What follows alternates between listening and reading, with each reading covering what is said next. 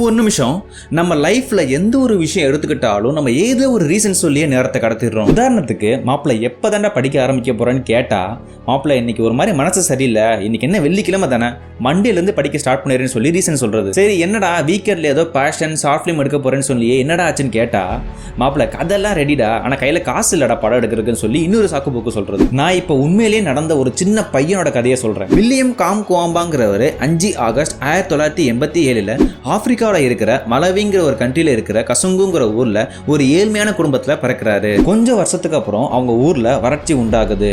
சாப்பாட்டுக்கு கூட வழி இல்லாம கஷ்டப்படுறாங்க. ஸ்கூல் ஃபீஸ் கட்டுறதுக்கு காசு இல்லாதனால அவர் ஸ்கூலுக்கு போறதை நிப்பாட்டிடுறாரு. பட் அவருக்கு படிக்கணுங்கிற ஆர்வம் நிறையவே இருக்கு. ஸோ ஸ்கூல் லைப்ரரிக்கு போய் புக் எடுத்து படிக்க ஸ்டார்ட் பண்றாரு.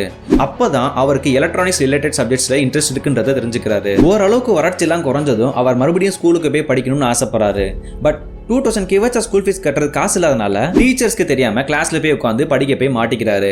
அவரோட அப்பா அங்க இருக்கிற டீச்சர்ஸ்ட கெஞ்சி தன்னோட பையனை சேர்த்துக்கோங்கன்னு சொல்றாரு, இந்த எக்ஸ்சேஞ்ச் ஆஃப் டொபாக்கோஸ். அதுக்கப்புறம் சம் எனர்ஜி ரிலேட்டட் புக்ஸ் படிக்கிறாரு.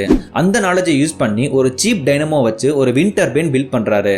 அதை வச்சு அவர் அப்பாவோட ரேடியோக்கு பவர் கொடுக்குறாரு. 2001 ஸ்கிராப்ல கடந்த பழைய சைக்கிள் டயர் செயின்லாம் வச்சு ஒரு விண்ட் டர்பைன் கன்ஸ்ட்ரக்ட் பண்றாரு.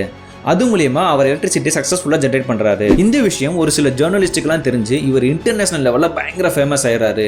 தென் ஸ்காலர்ஷிப்ல ஸ்கூல் முடிக்கிறாரு. தென் யூஎஸ்ல காலேஜ் முடிக்கிறாரு. இன் 2019 இவரோட ஸ்டோரியை பேஸ் பண்ணி த பாய் ஹூ ஹார்னஸ்டு தி விண்டுங்கிற நேம்ல ஒரு மூவி ரிலீஸ் ஆகுது. இப்ப சொல்லுங்க, இவரோட வாழ்க்கையில என்ன கஷ்டம் இல்லை? இவர் நினைச்சிருந்தானா சாப்பாட்டுக்கே வழி இல்லைன்னு சொல்லி படிப்பெல்லாம் தேவையானு விட்டுருக்கலாம். ஆனா அவர் எஜுகேஷனோட இம்பார்ட்டன்ஸை சம்ஹவ் புரிஞ்சுக்கிட்டாரு. And he brought the change. Thank you guys. Bye.